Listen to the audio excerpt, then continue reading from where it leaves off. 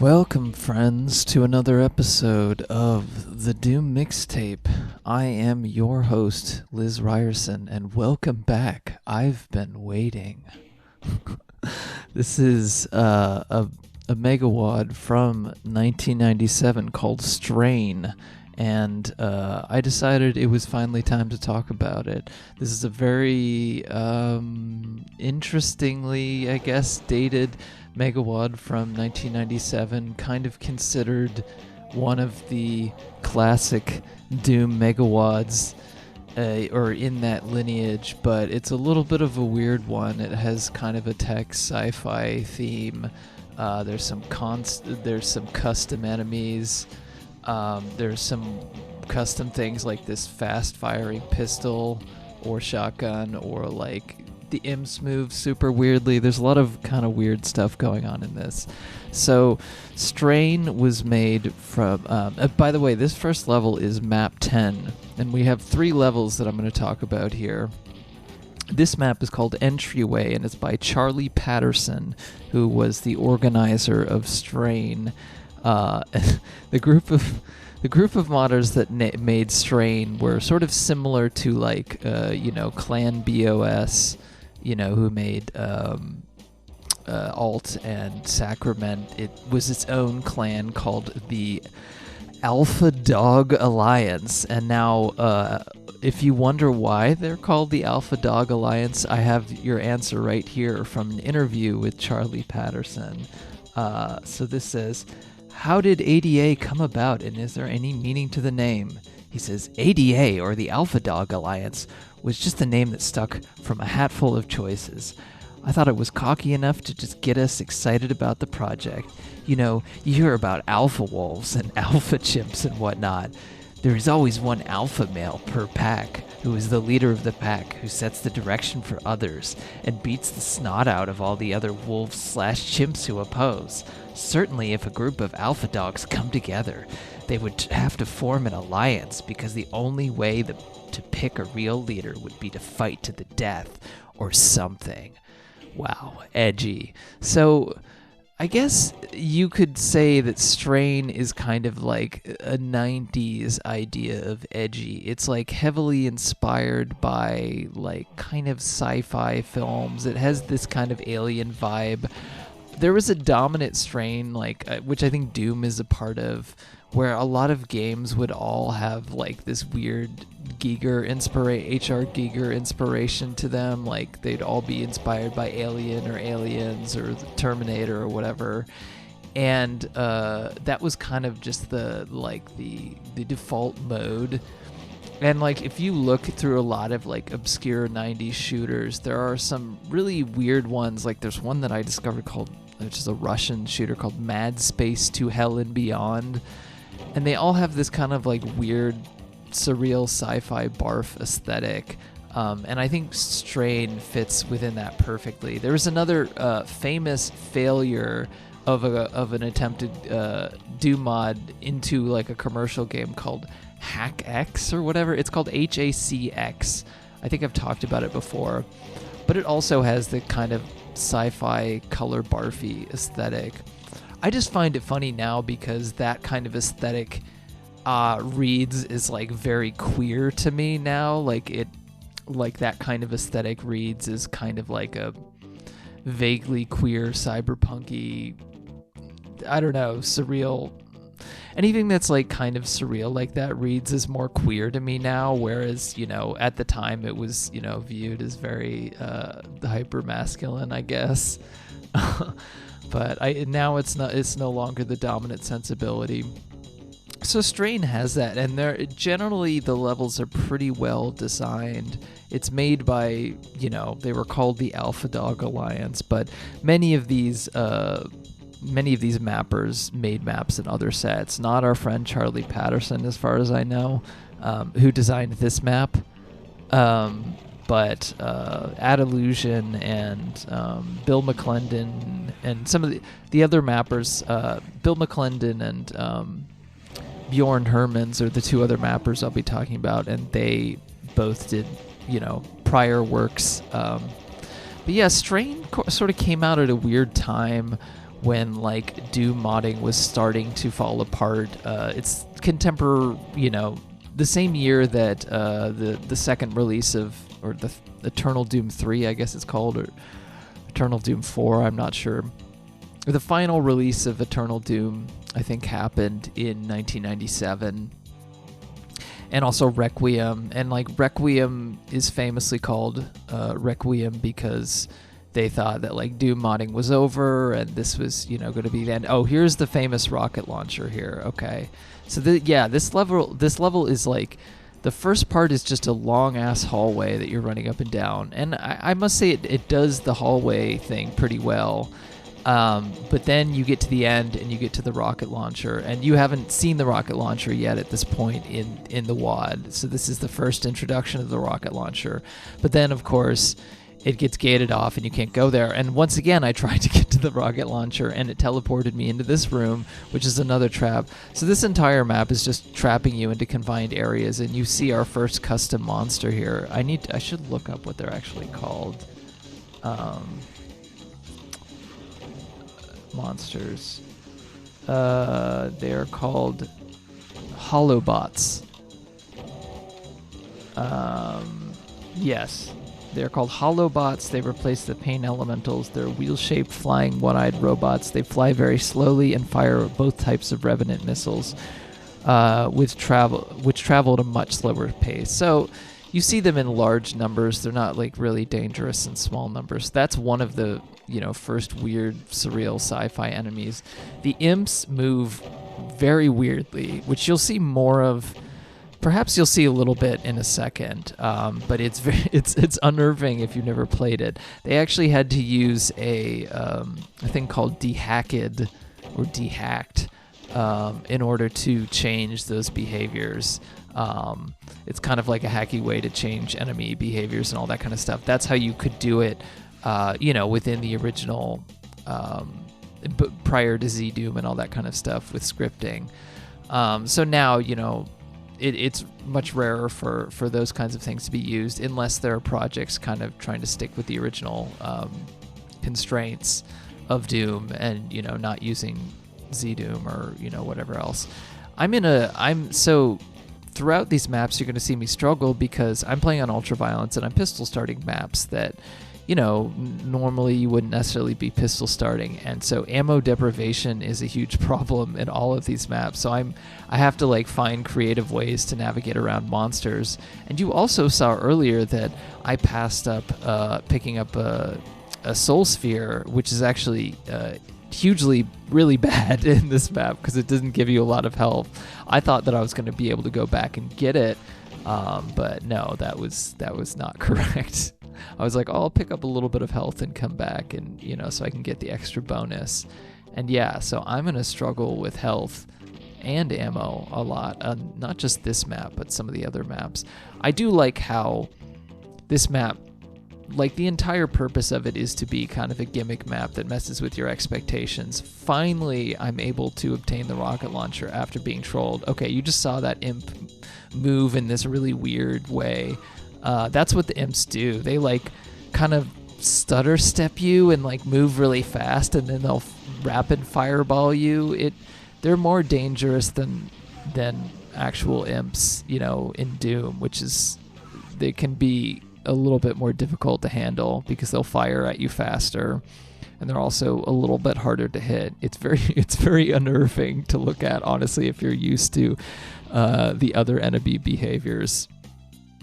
That just teleports me back there. So I have to pick up a key, which involves another ambush. The name of the game for this map is Ambushes. But I will say, so this set, Charlie Patterson was the founder of the Alpha Dog Alliance. And there's this interview with him from the website for Strain, which, by the way, Strain has a whole story that you can read on this website, and it's such, just everything about this WAD is such like a 90s, like a mid to late 90s,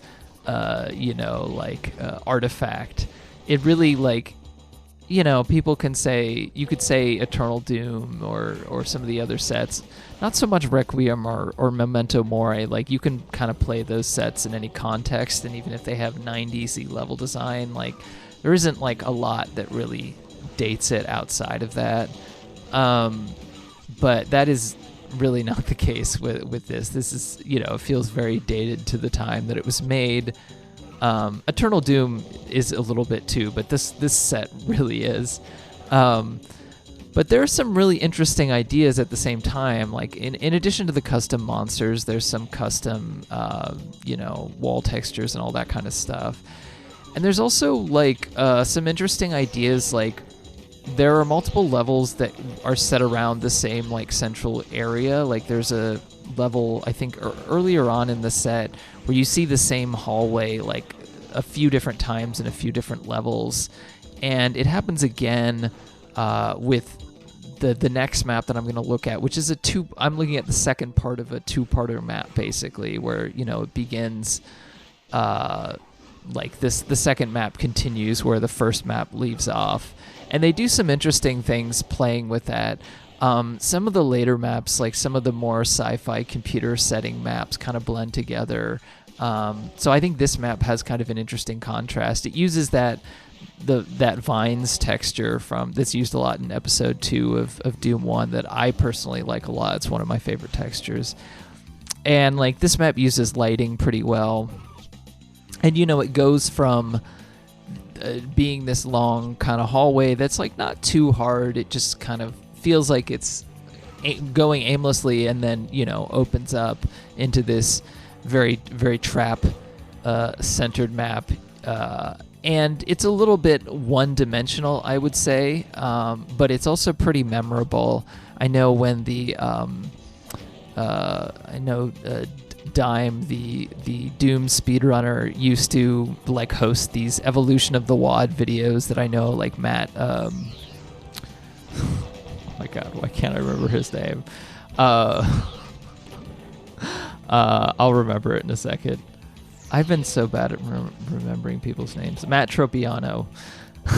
It's like I've hung out with this guy, and I can't remember his name. Matt Tropiano and a handful of other people were on, and I know that they picked out this level in particular from Strain. So it's one of the more memorable maps, and it's kind of like an interesting point because the set kind of goes through a progression and then it almost resets. Like, this map is called Entryway, and it's kind of like the beginning of the second chapter. It's kind of like a reset point because it feels like a beginning map. So it does that really well. But yeah, there's an interview here with Charlie Patterson where he just talks about the Strain project. I'll let him explain here. I'll read off what he explains, his answer to the question. What was the idea behind the Strain? How was the idea behind the Strain project developed? He says, incrementally, which is the only way I think you can do any project. That is, the story didn't come first, nor did the monsters, nor did the levels. It seems that if you pick one thing first, like the story, and try to force everything else in place, something won't quite fit and it will show. For example, the first story was that you were fighting mutants. Oh my god, I don't know how much of this I want to read. This guy really likes talking.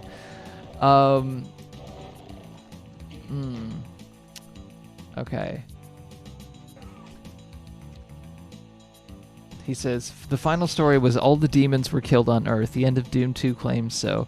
But what if a bad colonel had stored some specimens at a moon lab so he could have experiments done? Somehow the Hellspawn have mutated into a stronger variety. But we'll leave the reason up to the player's imagination. Did the experiments mutate the demons? If so, did Satan plan this all along? Or is this just a second wave from hell? Yeah, there's a whole story. I'll link to it. There's a web page for Strain, which is such a 90s throwback. Like I said, so much about this is a 90s throwback. And here I am with freaking 7% health and no ammo, having to deal with barons that I cannot kill. So this is interesting, but it seems like this map, I will say to the designer's credit, kind of anticipates this because there's a whole other series of traps that I'm going to be navigating down, you know, where it looks like I can pick up a health, but I can't.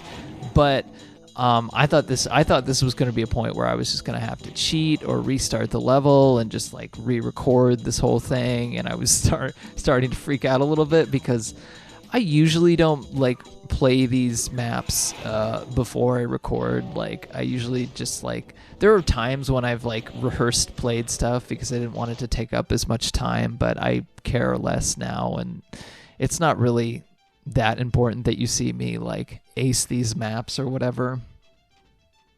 So yeah, I was not prepared for that.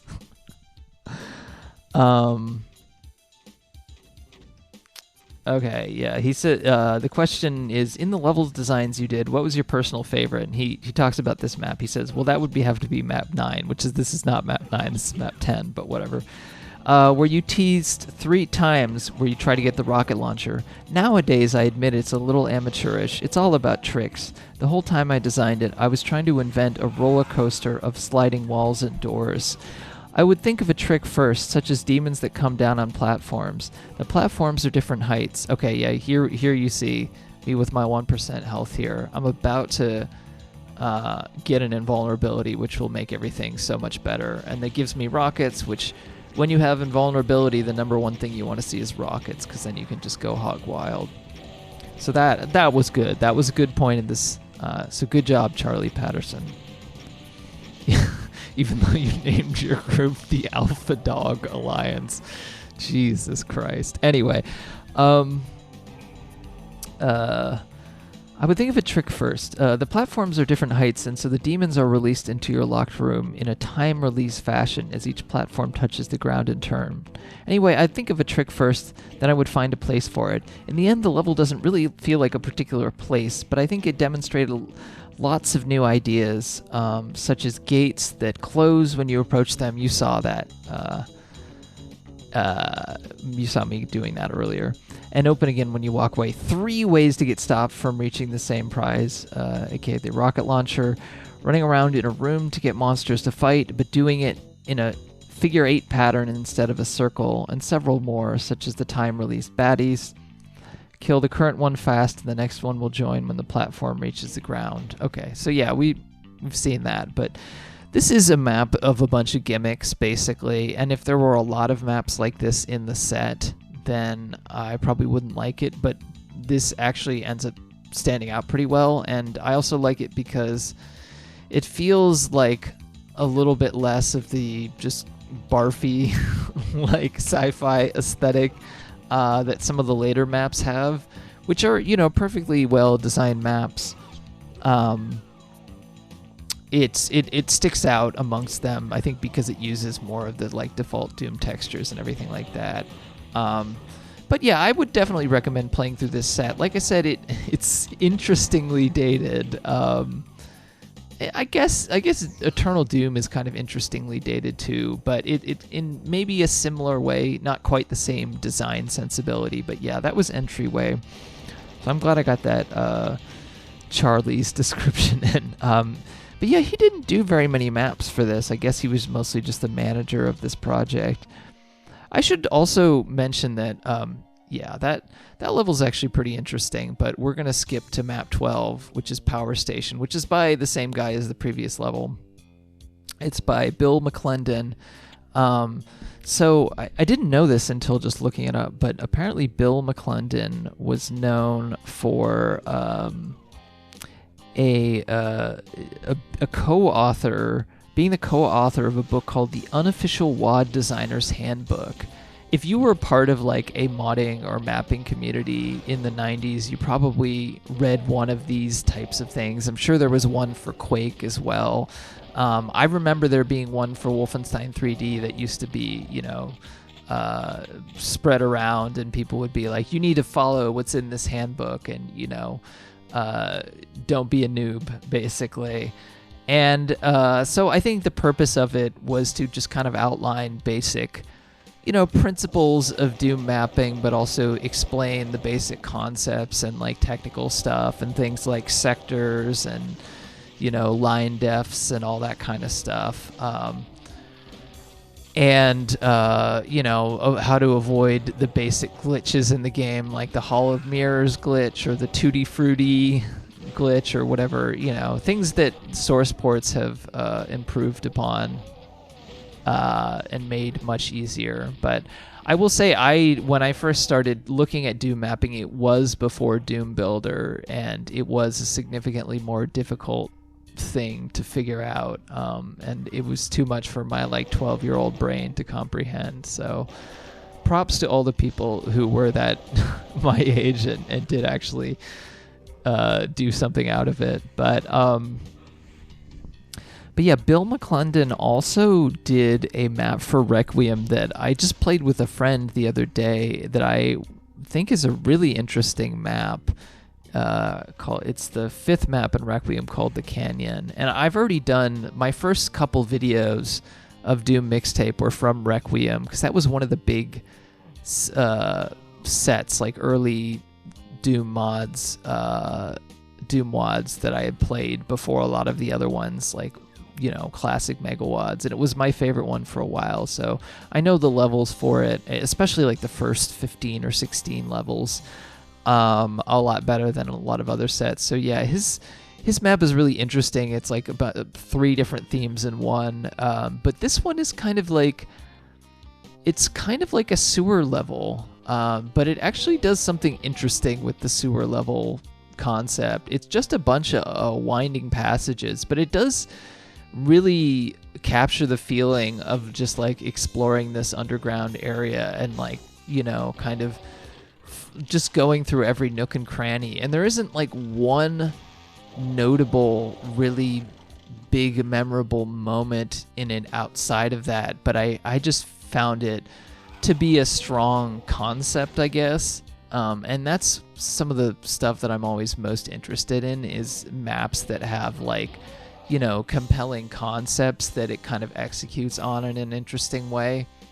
So yeah, it just feels like a nice little journey, and you can kind of go, you can approach things from kind of however you want to. And this map is a little bit easier to handle from a pistol start than the previous one, or the next one will be. So it's a little more chill, which I appreciate. And it also just uses the layouts of, the very non-orthogonal, very organic seeming layouts, which I'm always a fan of. And you don't see as much in early Doom mapping. I guess you do to some extent, but I think it was harder for people to get, align textures properly and do all that kind of stuff. So it really captures that feeling pretty well. I like the burning barrels and all that kind of stuff. It feels like it's something that's in the process of being mined out. And you have these different outposts that you visit. So yeah, Bill didn't do that much. I definitely recommend checking his Requiem map. If I felt like doing more Doom Mixtape videos about Requiem, which I don't really, that his map would have been a candidate for that. So I think this is the next best thing. But yeah, like I said, Strain has a web page, and I think it's mirrored on Doom World, which is probably why it's still up. But this is sort of the era where, people were still trying to get into commercial game development through modding and mapping. And I think it was that way through the mid 90s to late 90s. And some of those people ended up, working in the industry. So I think part of the kind of big talk and ambition behind somebody Charlie Patterson is part of it is just the general boys club atmosphere of a lot of online communities back in the day. But also I think part of it was this kind of idea of maybe I'll get hired, maybe someone will notice me, because, it wasn't an unreasonable expectation, because id Software did release Final Doom You know, and the Doom 2 master levels from people from that community. So it wasn't that unreasonable for people to, you know, anticipate that might be your next big step. So you gotta, you know, shoot your shot or whatever. And Strain definitely feels like the people who are making it trying to shoot their shot, for better or for worse. Okay, here's the invisible version of those eye monsters. What are they called again? Holobots. Holobots are the invisible holobots, yeah. They're basically the same thing. I like the sounds that they make. They make some weird, interesting, like, kind of machinery sound. Again, this is just what, like, the sensibility, like, if you know, like, retro FPS, quote-unquote boomer shooters have been a fad for the last, I don't know, 4 or 5 years. There's like a, you know, it has its own dedicated community. I don't know. Not to be derisive or dismissive, because there's some good ones, but there are also increasingly a lot of those that just blend together for me personally. I played one called Project Warlock that was pretty good, but there are some moments where I see some of them and feel like I would just rather play a Doom mod than play these commercial games, because it's kind of the similar thing. But a lot of them are trying to emulate ideas of like certain like 90s retro games, like you know, retro FPS games like Blood or like Rise of the Triad, or, you know. But this is just like very 90s in a way that someone would not try to emulate in a retro sense now. It's kind of like a forgotten sensibility. It's not like aesthetically coherent per se, but it is still like a little bit more ambitious. I think, honestly, when I was in high school and college and, you know, I was playing through Doom Megawads, I was really put off by anything like this that had a lot of custom textures or custom monsters or whatever, because I thought I found it just kind of bad and cringy. And I just didn't like the uncanny valleyness or whatever of, like, you know, fighting Doom monsters that are not quite Doom monsters. It just felt like people were changing stuff just to change stuff, which is kind of like, you know, hypocritical of me, because I did that when I made a Wolfenstein 3D mod. I did a few things like that were also pretty badly implemented. I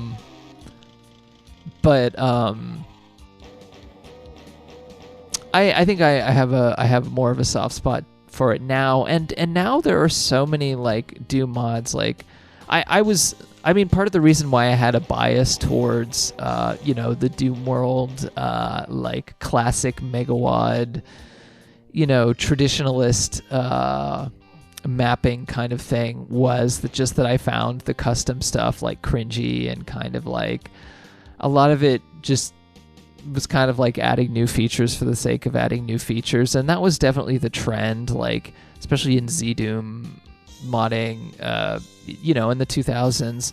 But now there are so many sets that are just really do what they do super well, and they're super well executed, and like there's just an increasing number of things like that. So I feel like it's, you know, in retrospect, you really miss out if you don't. Like, I really liked Hocus Pocus Doom, for example.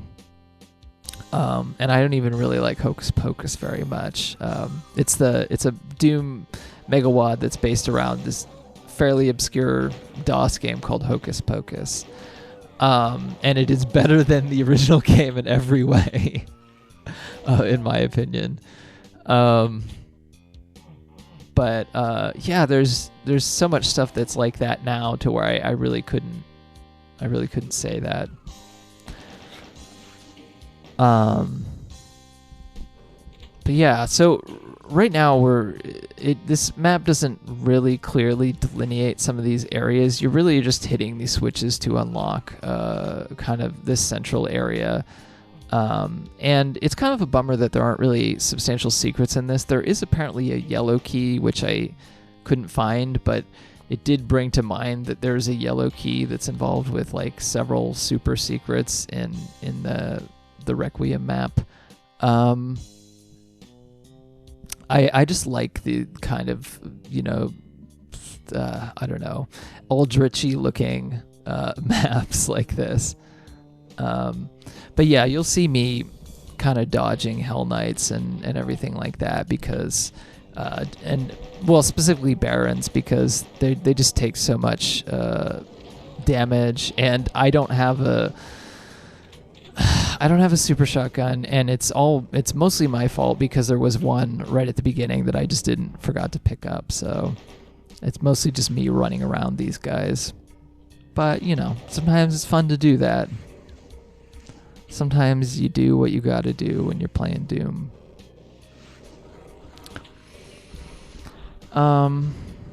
Yeah. But yeah, I don't know. Strain comes from an interesting point in time in the Doom community. It was listed on the Doom top 100 WADs of all time, you know, right below Requiem and Eternal Doom. And I would put it right below both of those two. It's kind of like a lesser stepchild, but it's still very interesting. And they were trying for some interesting ideas that, you know, like the thing that I will say is the kind of problem that was created by the Memento Mori sets, and you can see in a lot of community megawads, is on the one hand, if you have a set with a bunch of different authors, you get to, it's like a cool little sampler platter of different styles and approaches, and you can really see each kind of person's voice come through in an interesting way, and it has a tendency to not get boring as quickly if you're like bored with a particular style. But the flip side is it has a tendency to not have any really not really have any coherent flow or story. And I feel like a set like Alt kind of, it doesn't perfectly bridge those two things, but kind of like bridges those two things about as well as I've ever seen. But Strain is kind of similar in how it tries to bridge those two things. I mean, there are a bunch of different authors, but they're definitely trying to do a story. And I'm not saying that the story is particularly interesting or great, but it does exist. So yeah, I think that in itself is kind of reflective of, I don't know, there was another... It's kind of reflective of the Doom community starting to be a conscious entity and like moving just outside of like, we're gonna make cool maps from Doom for Doom, into like, let's make this kind of a vessel or venue for these more ambitious projects of mine. I guess, you know, of course there was stuff like the Aliens TC or the Batman Doom or stuff that existed kind of from the beginning. Batman Doom I haven't really talked about because I always found it pretty garish, but it was the start of Ace Team, who are indie developers who are still active today, and their game, The Eternal Cylinder, was just nominated for an IGF Grand Prize Award, so it's kind of cool to see. And I guess technically Amid Evil, the two developers behind that, one of the first things that they made was a Rise of the Triad TC for Doom as well. So you still see that stuff every once in a while. I still need to play that TC sometimes. I know that's the I think their name is Simon Rance, and I'm going to look it up. Medieval.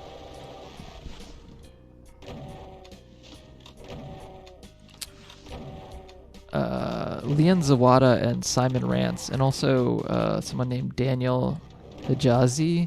But I know Leon Zawada and Simon Rance were the two who made the Rise of the Triad TC, like in the early 2010s, and then they got hired to work on the reboot, like the commercial game reboot, and then they kind of they made Amid Evil, which I think Amid Evil is great, honestly.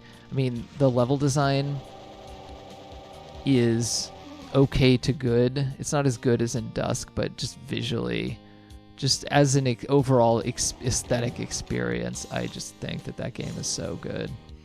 And I would not say that about a lot of quote-unquote boomer shooters. That's like such a... Like, I don't know, boomer shooter is such like a self-serving marketing term for the guy from New Blood, and that's why I don't like it. It's like the retro FPS games. It's just like, that's just a marketing term that the one guy created to sell, his brand or whatever. So let's be a little, let's move outside of the, not everything has to be, marketing copy for New Blood or whatever. There's plenty of other stuff going on. That's that yellow key area, or sorry, yellow key switch. I don't know how to get the yellow key, but if you play this map, maybe you can find it yourself. It's not one of the official secrets. I'm sorry, that sounded passive aggressive, but I didn't mean it to be. It gives you something else to play for if you're going to play through this set. But I mean, I think that's the thing about doing a sampler like this too, is like, it kind of, I didn't want to just do one map, because like taken together these 3 maps are kind of interesting in their own way, but I wouldn't say like fully encapsulate everything that I wanted to talk about. But seeing 3 of these maps kind of out of context will still give you the experience of playing through this set if you really want to, without really losing that much of the experience. Let's look back at this interview from by our friend. I already forgot his name. Charlie Patterson. Okay. As we all know, it's enjoyable to make a good playable add-on. But what were some of the biggest headaches and/or setbacks that the Strain project went through? He said, burnout. Every 2 or 3 months, the mail would stop, the level updates would stop, and there would be nothing. So every time we set a possible release date, we missed it by months. It's hard to stay focused for over a year when you have to do a regular job or school first and then edit levels as a hobby. Then Memento Mori 2 got released, then Dystopia, then Icarus. Icarus was the other set by the people who made TNT Evolution, also made Icarus Alien Vanguard, which was the free version. It's the free. I think it was actually a sequel to Evolution, and it's free. If you like Evolution, then you should play Icarus, basically. And we were still trying to get all these monsters in, and a real theme in, with no real feedback or positive comments. I guess strangely, one of the people that kept things going was Frank Buckley. He wasn't on the team, but every few months he'd pop up with some email asking me if we were finished yet. Then we'd be like, oh yeah, someone remembers that we're still here. So yeah, this was a problem. Like Requiem, if you play through it, there's some really ambitious levels in it, and then there are some levels that are just weirdly short and feel incomplete, especially towards the end. And that really is just because people were losing interest in the Doom modding community, and it was hard to get consistent engagement because people were moving on to Quake or Duke Nukem 3D, I suppose, both of which had released in 1996. And this is 1997, so very much less people are following the Doom community. And from the years 1997 up until 2001 or so, was kind of a weird dead time for the community. I mean, it still existed, and Doom World was created around that time and all that kind of stuff, but really until the release of Alien Vendetta and Scythe and some other big ones that were kind of really the start of the new phase of Doom mapping, they're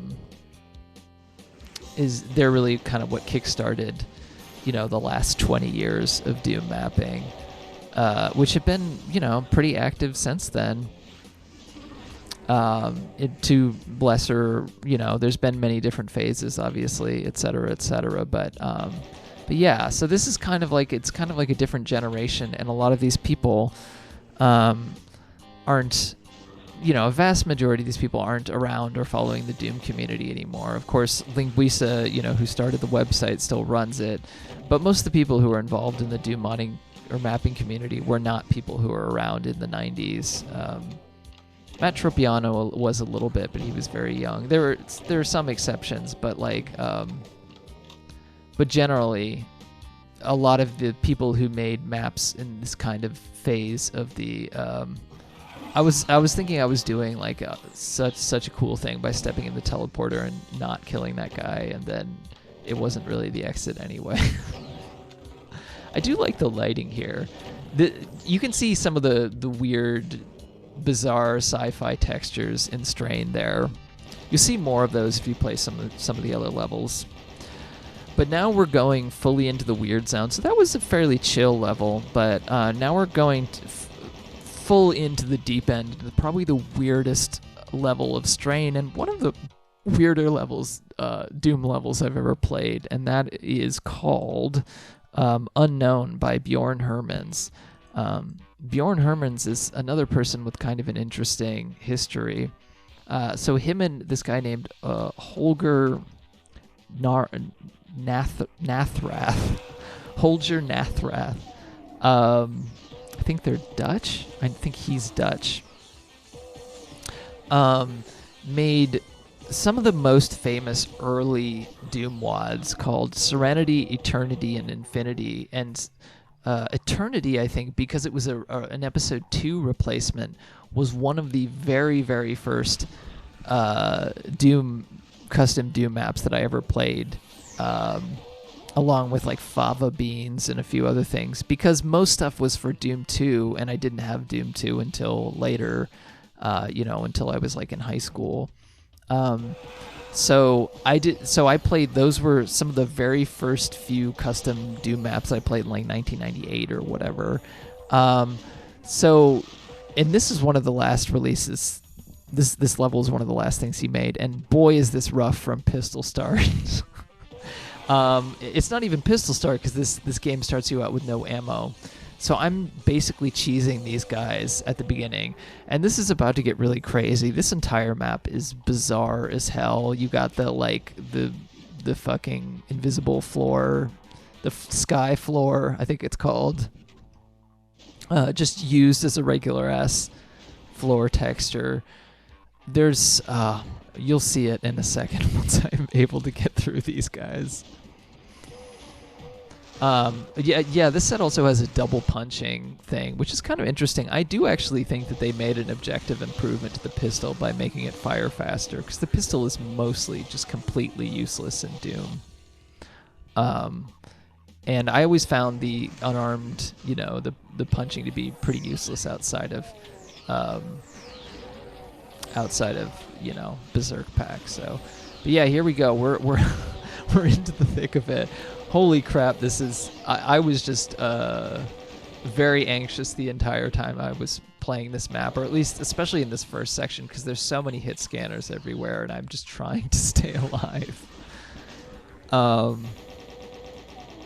And this is not easy from pistol start. Yeah, you see sky floor, there's this weird blue-green texture that almost looks like it's like a texture error. I mean, this is modding scenes, in the 90s, and to some extent even the 2000s, when people do custom textures, it kind of looks like, is this even really supposed to be there? Like, does this fit with the art style, or or whatever direction of the rest of the game? Oh, of course it doesn't. Although the aesthetic of this is like, it's still... it's still baffling enough to where the fact that it's all kind of weird sci-fi color barf kind of makes it work here. And whereas, in other situations where they might be trying to make something a little more normal, it might not work as well. Yeah, that like fence texture that's like this weird triangles. Oh, it's so strange. But yeah, I guess you can go through here. I forget. Oh, I just have to hit a switch. There's a lot of, 90s, like, I don't know where the hell I'm supposed to hit the switch because everything is so visually... I guess in a weird way, this style has come back with like something like Cruelty Squad. Cruelty Squad isn't exactly this, but it does feel genuinely like retro color barfy in the way that some of the more bizarre, lesser known weirdo like 90s shooters are.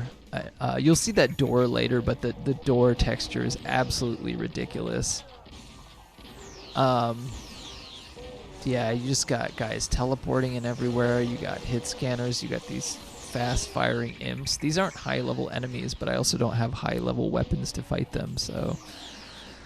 and I have 4% health, so that's fun. But yeah, Serenity, Eternity, and Infinity were made by Björn Hermans and Holger Natharath. And their site is still up. Björn Hermans, the site for Serenity, Eternity, and Infinity, and it's not mirrored by Doom World as far as I know. It's a wonderful, wonderful preserved in amber kind of 90s web experience here. And then you have apparently work in progress sets that were never finished. So apparently he had a set called Trident. Okay, apparently that was released. But yeah, he says in his Doom Wiki bio that he joined Nick Baker's Team Paradox to work on the Paradox Total Conversion in 1997, but the project was never completed. So the last thing he did was this thing called Trident in the year 2000. So yeah, who knows? I don't know what these people are doing now. I should... If I wanted to go down a rabbit hole of research, I could probably at least look up their like Doom World profile, and I've usually been able to find info about what people are doing now through there, because every once in a while you might see some activity or that they made a post more recently saying what they're doing. But yeah, most of these figures in the 90s community are not active at all anymore, and the same goes for like the early 2000s. When I was really following Doom World and Doom mapping and Doom mods, in the early to mid 2000s, most of the people that I remember being active are not the people who are active anymore. Like the whole and even like the whole generation of like the Doom the way it did back to Saturn X people. Kind of joined a little later. They joined in like the early 2010s, like like the Tarnsmen or Jimmy or those folks, why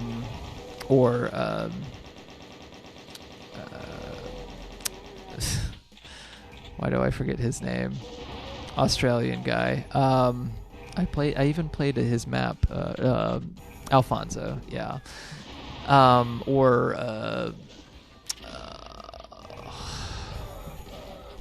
A lot of those other people kind of joined the community a little later. So yeah, I just remember it being a different experience, different people. So just kind of interesting. I guess Doom is a popular enough game to where there's enough turnover, but I don't really see that as much in something like Wolfenstein 3D. I mean, a lot of the same people who are still doing stuff there are still the same people, because it's just a little bit more of a niche thing. But I guess Doom is big enough and represented enough to where there's been consistent waves of new people, which just means that there's so much to talk about. So yeah, right now I'm trying to get to this next area. This map is pretty linear. I guess that's one complaint that I would have. It doesn't really matter because it gets across what it's trying to get across. This map does have a little bit more of a vibe that some of the later maps in Strain do, but I promise you it's the weirdest map in Strain. Like, having played through all of it, I can pretty safely say that. So you're getting the full dose here from this map. So if you like it, definitely check it out. Check out Strain, but also like, yeah, I don't know what else there is quite like this outside of something like a Cruelty Squad or something like that, which isn't like literally inspired by something like this. It's not like, but there are some weirdo like 90s shooters that the door textures, like someone took like they like warped, you know, they did like a pinch or whatever. I don't know what that's called in like a, you know, in like a photo editing, you know, like I don't know, whatever the 1997 for, if they're still using Deluxe Paint or something else, Paint Shop Pro or something. But yeah, it's very goofy. This is a room of hidden switches, and I'm going to run around not knowing what I need to do for several minutes. So let's see if we can mine some more content out of this interview. Okay.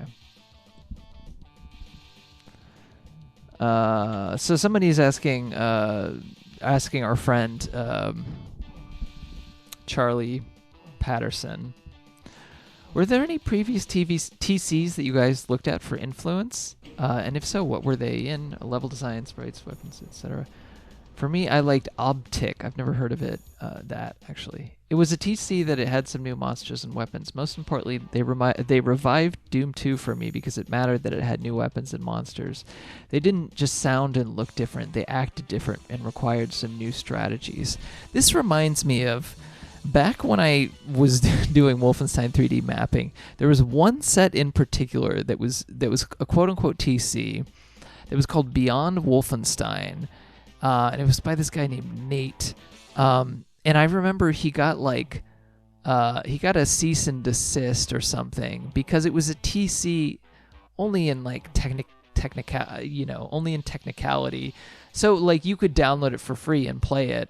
But this was also true of Chemical Warfare, my set. And the reason was if you made a single modification to any one of the files, you had to make a new file. So if you made one modification to each of the files in Wolfenstein 3D, then you'd have to provide a new file. And that's what happened for something like Chemical Warfare. But Beyond Wolfenstein 2 SE had like custom weapons and stuff. And it was very popular. And because it got a lot of visibility on, you know, it was like the early version of Viral or whatever.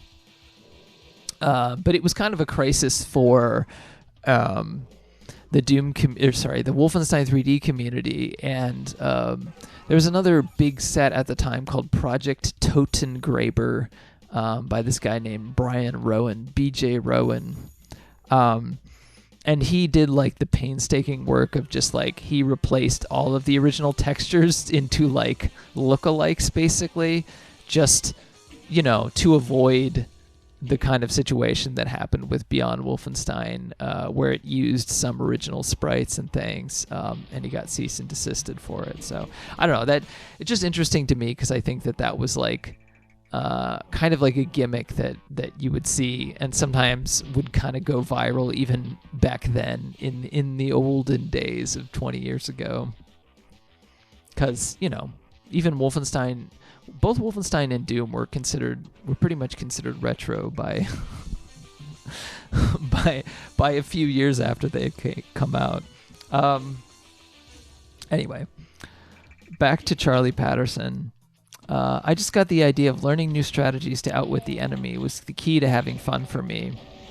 And then he says his inspirations are Aliens, Terminator, Pulp Fiction, Douglas Adams, Nine Inch Nails, that sort of thing. So that's pretty. And he mentions a band called Machines of Loving Grace. Never heard of them. Oh yeah, the custom plasma gun is so silly for me. I saw this area earlier in a secret, but yeah, you don't really see it in this map, but off to the side, there is a tiny cyber demon firing at me. It's like a tiny cyber demon. It's the strangest thing I've ever seen. I don't know if you actually fight it elsewhere in Strain. I assume that you do. But this map just feels like it feels like if you played this out of context, Like, if you played this map out of context, I guarantee there would be... This is something that someone would make, like, a creepypasta about. It's like, it has these weird custom monsters, this tiny cyber demon. There's, like, none of the areas make sense. I'm really going to need that invulnerability later, so I'm saving it right now. And, like... The sky floors, the weird layout that doesn't make any sense. Oh, it's so strange. It's so strange. I mean, of course, that's why I love it and, you know, want to talk about it for this video. But yeah, I imagine this kind of thing which would have read as like, oh, I'm doing a badass like sci-fi thing in the 90s would be read as like creepypasta now. And I don't know what that means. Like, I don't know if it's just because people have like most of the weirdness of like of these things have been kind of gradually strained out of it, that like now something like this just feels totally cursed. But yeah, it doesn't, like, within the context of like the 90s, this is definitely weird, but not like so exceptionally weird that it would have been completely out of left field. And that kind of weirdness was not viewed as like this, like, oh my god, what the fuck is wrong with you type thing. It was viewed as more like, oh, I'm an awesome hacker computer nerd who, oh, look how cyber cool I am. At least that's the sense that I got when I was a child in the 90s, so I don't know, maybe I could be wrong there. Okay, so in this interview it says, what about the level design? What were you guys looking to hit at? Was it an id Software level style, a spacey style, an industrial style, or just a new strain-specific one? And if so, do you think you guys met what you were looking for? Here's where, he says, Charlie Patterson says, here's where I think we did our best. We planned more color, which turned out to be a big complaint against Quake 2. I'm glad we did. Adillusion, who made a bunch of maps for this, and also Requiem, did a really nice job making colorful textures, in my opinion. There are lots of lights and symbols and the like. Otherwise, we were going for mostly metal and textures, both broken down like in Aliens, and bright and shiny like in Space Odyssey. After all, this was a trip to the moon with the spaceships and moon bases. Yeah, this kind of like sci-fi surreal was just more common. Here, I'm gonna have to redo this, but there's a part where like the lift goes down and you'll fight these the worst enemy in these games, which are these kind of skull cubes that shoot hit scan at you, and they take so much damage, and also like their corpses damage you. You'll see them, and it's those guys. And I didn't kill them fast enough, so you'll see them just like completely reaming me out here.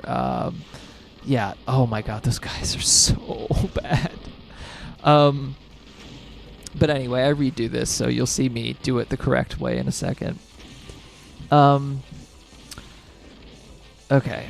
Bill McClendon wrote us some level descriptions in advance, and he included things like underground with lots of twisting passages. We saw that earlier with the cave map, the factory, I think it's, no, the reactor. What is it called? I have to look up the map name. Power station. That's right. Or grand building full of high ceilings and balconies. This is how we made sure we got a variation. You may have noticed how you start 3 different levels in the same lobby, but not 3 levels in a row. 2 levels are in a row, and then there's 1 level without the lobby before you forget about it. You only see the lobby from above when passing by. Finally, you start another level in the same lobby. We tried for several different types of continuance, such as this, to prove that we thought it out in advance. So that is one of the interesting things about the set that isn't really done. I like that. I find these dark hallways, even though they're hard to navigate, pretty striking visually. It just shows that like lighting, even small lighting things, can really make something feel cool and novel and interesting. Anyway, back to Charlie Patterson. Then I wrote up some specs on how long a level should take, how infested it should be with monsters, whether it should provide a breather or be downright ruthless, or even a rough estimate of how much ammo one should get.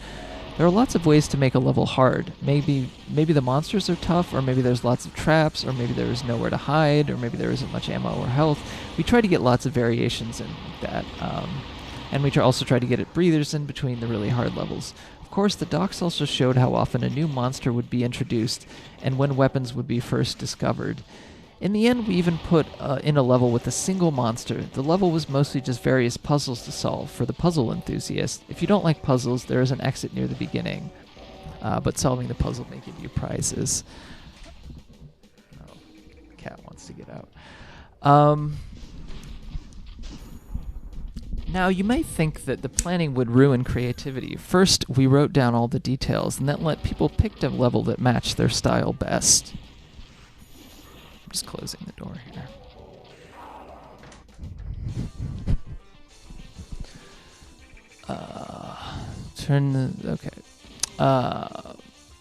If they didn't end up making the level to spec, then oh well. As it turned out, it was always justified and we got more than we hoped for. But also sometimes there is more creativity if you are given a few constraints. Think about it.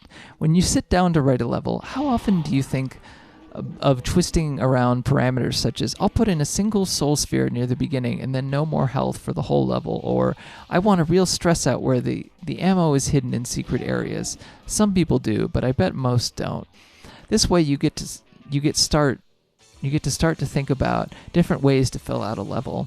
I'll have to admit, though, near the end we had a few extra cave-like levels, or levels that we were supposed to be on a ship but looked more like an underground factory. We ended up doing some creative arranging, so the results are not perfect, but we're happy. As for id style or the like, gee, maybe some of the guys did that, but I'm not that good.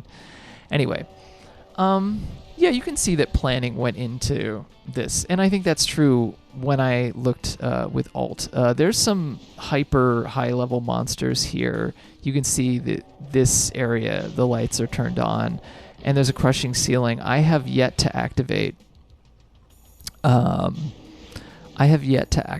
wall that I need to in order to get through that area, and I don't know it yet, so I'm going to wander around here like a fool for a while because there's more switches I have to aimlessly hit, but it's okay. It's part of the charm of a ridiculous, goofy level like this.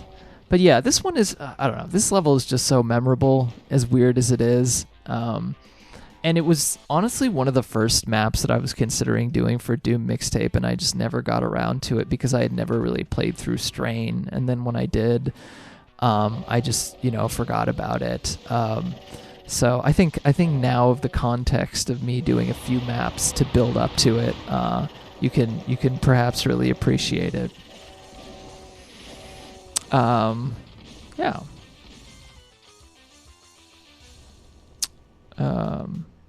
Okay, so yeah, most of this other interview just talks about who worked on this project.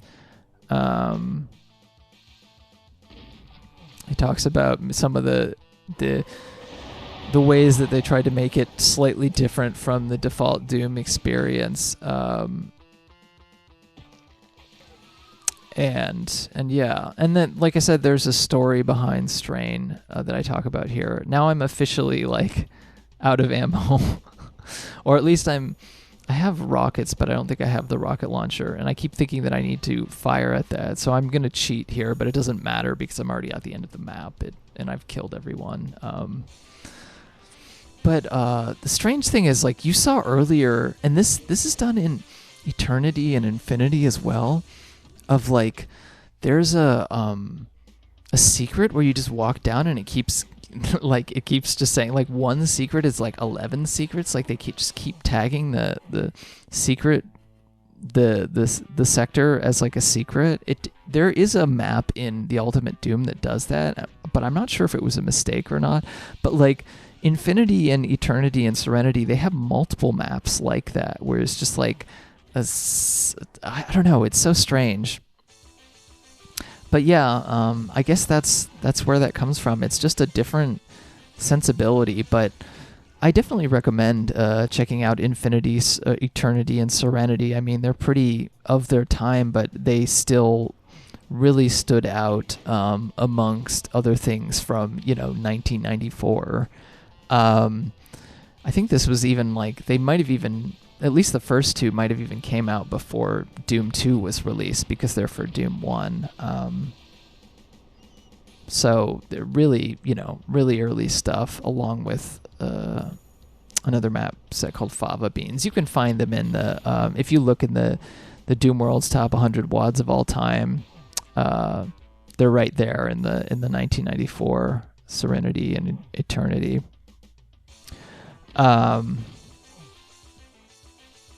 Yep.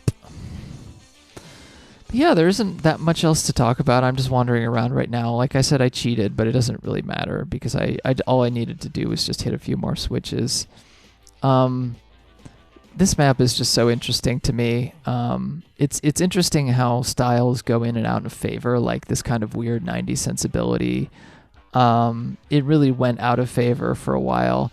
But now there's some stuff, like I said, especially with something like Cruelty Squad, or even there's some weirder Doom WADs out there that do this kind of stuff, but never quite in the same way. It's always like a modern take on it. So, take of that what you will, but there is just something, like I said, it almost feels like a weird, when I just warped to this level and played it outside of the context of the rest of the WAD, like originally, it just felt like this weird cursed object.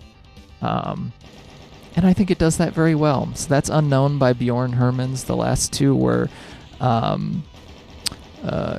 Entryway by Charlie Patterson and Power Station by Bill McClendon. That's from Strain from 1997. Thanks so much for watching. I will presumably be doing more videos. I wanted to, go back in time a little bit to something a little earlier, but I'll do something more modern again for the next video.